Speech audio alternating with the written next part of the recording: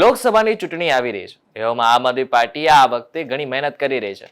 Bharuch seat પોતાની કરવા માટે એડી ચોટીનું જોર લગાવી રહી છે. પણ લાગે છે કે આમ આદમી પાર્ટી માટે ખરાબ સમય ચાલી રહ્યો છે. કારણ કે ચૈતર વસાવા બાદ હવે હજુ એક આપના નેતા પર લાગે છે કૌભાંડના આરોપ. ત્યારે કયો છે આ નેતા જાણીશું આપણા વિડીયોમાં. નમસ્કાર, આપની સાથે હું છું કરણ.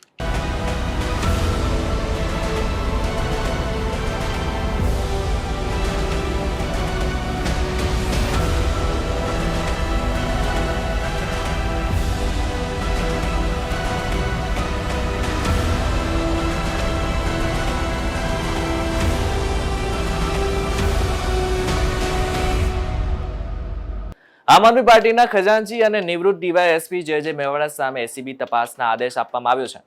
300 કરોડની અપ્રમાણસર મિલકત પ્રકરણમાં મોડાસા પ્રિન્સિપલ ડિસ્ટ્રિક્ટ જજે તપાસના આદેશ આપ્યા છે.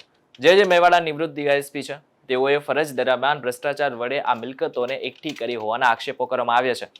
જેને લઈ ફરિયાદી વિરલ ગોસ્વામી આ અંગેની તપાસ કરવા માટે મોડાસા કોર્ટમાં અરજી કરી હતી. વિધાનસભા ઉમેદવાર પત્રના એફિડેવિટમાં મેવાડે 300 કરોડની મિલકત હોવાનું દર્શાવ્યું હતું. જેને લઈ આ મિલકત અપ્રમાણસર હોવાનું અને પોલીસ અધિકારીની નોકરીની ફરજ દરમિયાન ભ્રષ્ટાચાર વડે કરી હતી કે કેમ તેવા આક્ષેપો થયા હતા.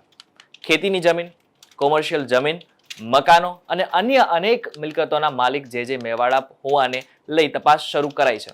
જોકે હવે આ મામલે મોડાસા ડિસ્ટ્રિક્ટ કોર્ટના જજે આ મામલે તપાસના આદેશ આપ્યા છે.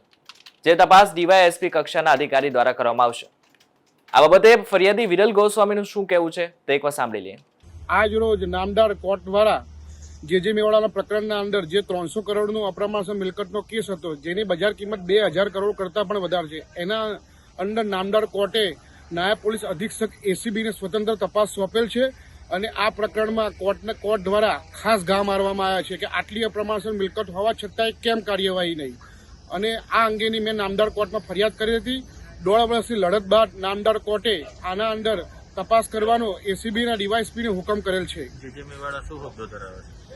જે મેવાડા હાલ એટલે આમ આદમી પાર્ટીના ખજાનચી છે, પોતે નિવૃત્ત ડીવાયએસપી છે અને તેઓએ પોતાની ફરજ દરમિયાન આ મિલકતો ખરીદેલો છે.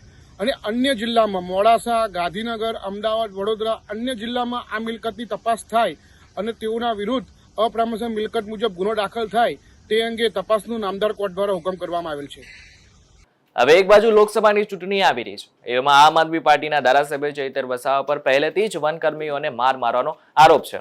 તેમાં હવે વધુ એક આપના નેતા પર લાગેલા કૌભાંડ બાદ લાગે છે કે આમ આદમી પાર્ટીને આવનારી લોકસભાની ચૂંટણીમાં તેની માઠી અસર જોવા મળશે. ત્યારે બાબતે તમારું શું કહેવું છે એમને કોમેન્ટ કરીને ચોક્કસથી જણાવશો. જો આ વિડીયો તમને પસંદ આવ્યો તો વિડીયોને લાઈક અને શેર જરૂરથી કરજો તથા અમારી ચેનલ નિર્ભય ન્યૂઝને સબસ્ક્રાઇબ કરવાનું ભૂલશો નહીં. આભાર.